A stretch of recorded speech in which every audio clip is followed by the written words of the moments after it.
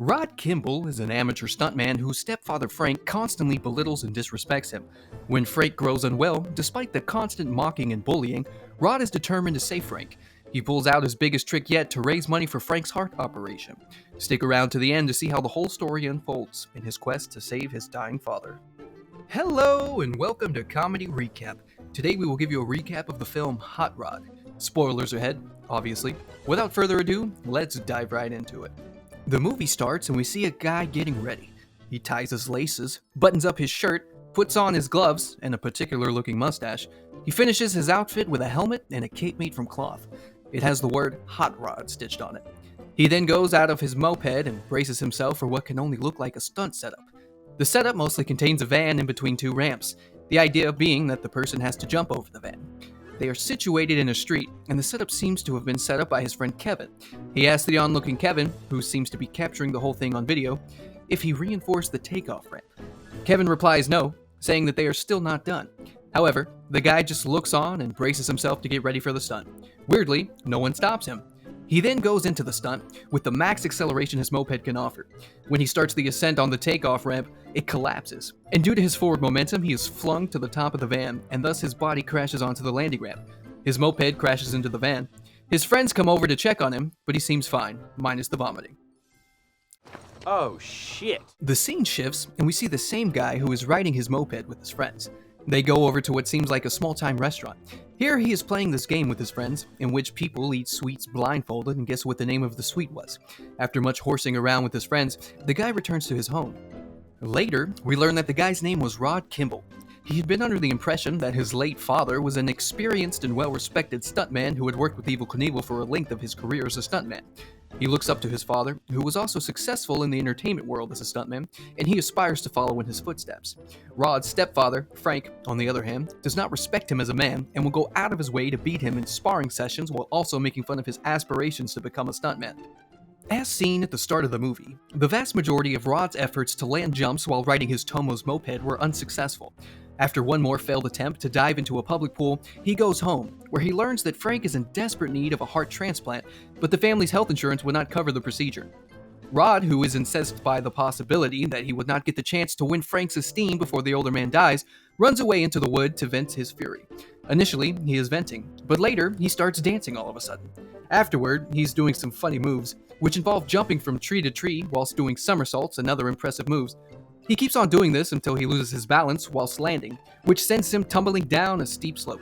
He keeps on going down for what seems like an eternity. The whole time his screams and groans provide comedic relief. After finally coming to a stop, he gets up when he notices a motivational billboard and derives an idea from it. We then see Rico and Dave are playing a weird game that involves clapping each other's hands.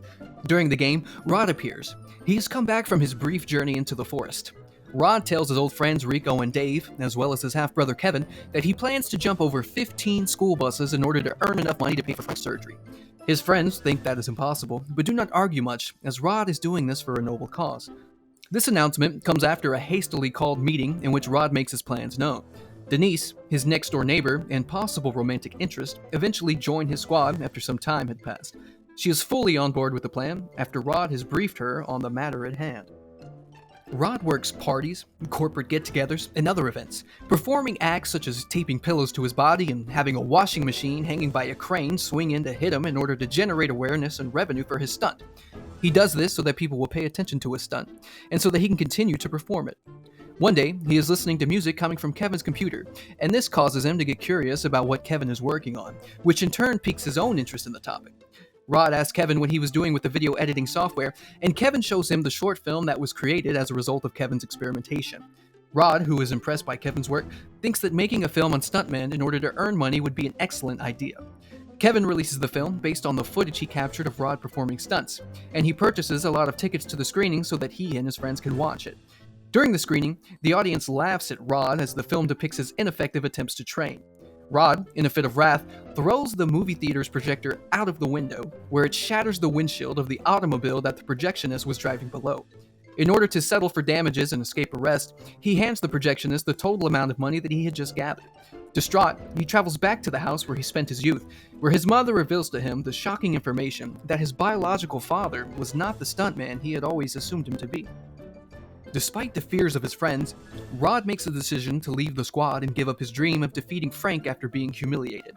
On the other hand, he finds a new lease on life after receiving some guidance from Dave, which encourages him to apologize to Kevin.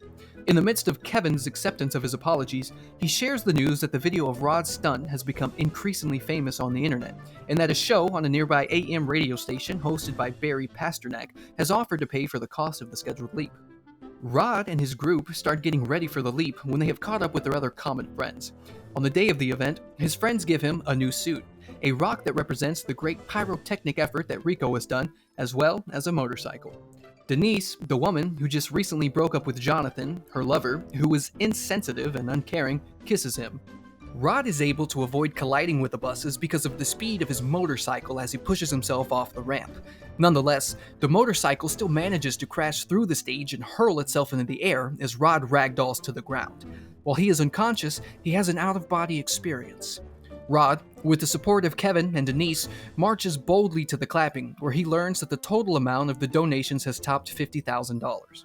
6 months later, Rod and Frank compete against one another again, and this time, Rod comes out on top. Finally, after so much time, Rod has shown Frank what he is capable of, and has earned his respect. The movie finishes, but following the completion of the credits, there is an image of Rod genuflecting in front of his motorcycle as the sun begins to set in the backdrop. Make sure to subscribe and turn on notifications so you can watch more videos like this. Thanks for watching.